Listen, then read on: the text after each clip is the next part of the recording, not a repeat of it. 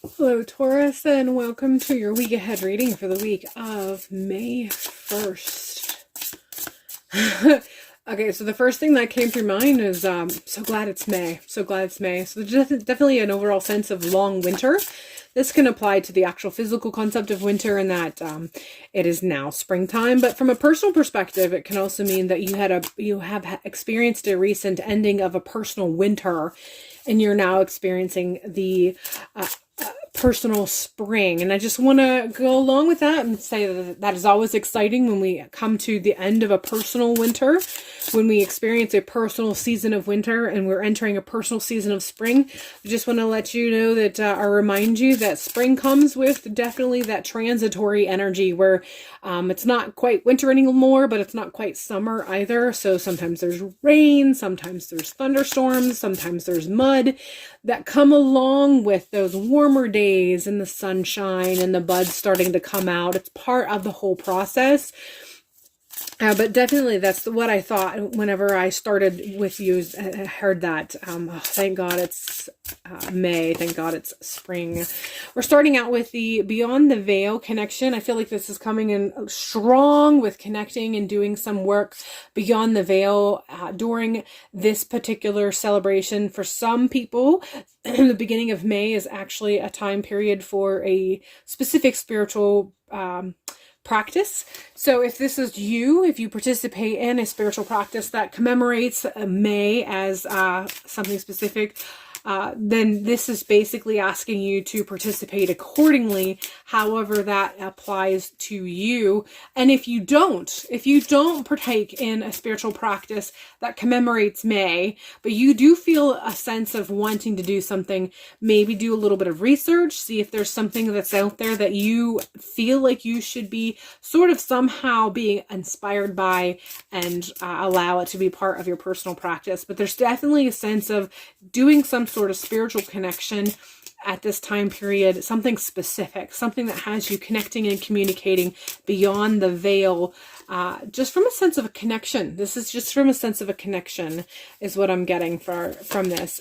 Continue on with blood bond connections coming in strong with ancestor connection. This can come in very strong this time of year. A lot of people, especially in the Northern Hemisphere, automatically link ancestor connection and those sorts of spiritual practices in the fall half of the year. But this is actually the exact opposite of that fall, that Samhain, that October 31st, November 1st. This is the 6 months polar opposite of that. And so all of that energy is just as prevalent in this time period, this May 1st time period. So if you find yourself kind of leaning in this direction, this is definitely a push or connection telling you to do or follow through with this. Butterfly is the next card. This is coming in with ancestor connection again.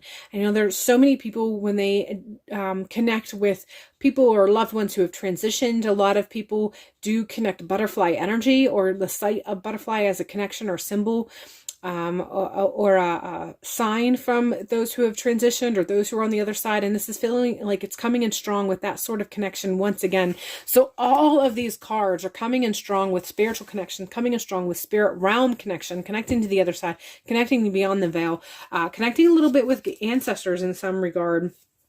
And I just felt the need to pull this last card. It says take action. So you've been receiving a calling to connect in some regard, and they really are taking note and of how opening you are, how much more open you are becoming regarding this sort of work and this sort of connection. And they're calling on you. One of the reasons why you've been feeling this is because after you sort of opened yourself up to this, they've been working with you already on a subtle subconscious level, and it's just time to sort of take that to the next level, kind of connect deeper, communicate more. And they're letting you know that this is waiting for you this week. This is waiting for you to engage in some regard, in some way. So this feels very much that it has a possibility towards the beginning of the week, but it doesn't matter if you didn't yet. You can still do this towards the end of the week if you are getting this after the fact. Time, it does not exist. Time is irrelevant when you are actually working with the energy on the other side of the veil. Obviously, there's definitely some benefits if you're working with timing, because because you are here in this realm. So if you work with things when they're in alignment in this realm, there's sometimes you can kind of utilize that energy to push or feed whatever you're working on, but time is irrelevant on the other side. You know, when you're engaging beyond the veil, time does not exist. So you can actually engage and gain things that might not seem like it's the perfect timing, but it doesn't. Time doesn't exist over there. Hangman is coming in strong, telling you a different perspective. The way you're looking at this, the way that you're engaging, it may have worked, it may not have worked, doesn't matter. Whatever that may apply, doesn't matter. If you've gotten to a point where you feel like you need a shift or a change, they're validating this through this Hangman card and telling you need to take it from a different perspective. So if you've tried things and it hasn't worked, different perspective. If you tried things and they have worked, but you feel like you need a little bit of extra oomph in whatever you're doing, they're saying change your perspective. Think outside the box. Be creative. We're continuing with the 10 of Pentacles. I feel like this is just telling them to be confident in yourself. So it's telling you need to be confident in the connections that you already have. Allow yourself to expand on the confidence through experiences that you already have had in the past, but you really need to just be confident in yourself. You're lacking confidence for some reason. You're not allowing yourself to be confident in the connections that you already have and the experiences that you have already had that validate that confidence. And so they're just telling you through this 10 of Pentacles, you really need to solidify your confidence. You need to embrace that part of yourself and feel confident. This is going to help you build your practice. Continuing with the 5 of Wands is letting you know that you're going to feel a little bit of chaos in this week too. A lot of chaotic energy. It feels like there's some chaotic energy that's going to experience, it's going to occur as you move through this week. This feels very heavily around the Thursday mark. So some chaos from an energetic perspective. You're going to be very aware of this. The more you practice and the more you engage in your personal spiritual awakening, you do become more and more sensitive to the energies around you. And so this is just giving you sort of a heads up and letting you know, hey, there's going to come a time this week, more so in the ending of the week, you may experience a little bit of an uptick in how sensitive you are and the energies that are around you. And this is just letting you know, you gotta get back in, engage a little bit more with your solar plexus again.